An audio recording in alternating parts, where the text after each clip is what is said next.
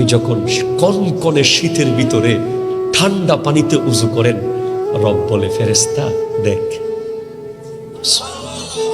আপনি যখন প্রতিদিন 5 ওয়াক্ত পড়েন, রব বলে দেখ। তোরা না বলেছিলি দেখ।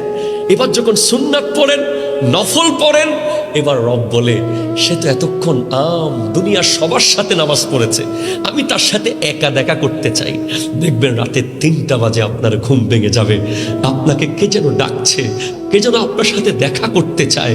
তাহাজ্জুদের নামাজ আপনি পড়া শুরু করে দেবেন।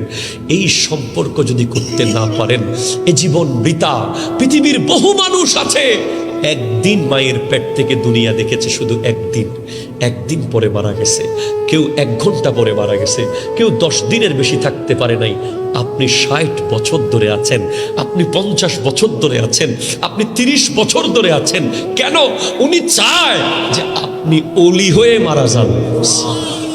আপনি ওনার বান্দা হয়ে মরিয়েন না, আপনি ওনার বন্ধু হয়ে মরেন।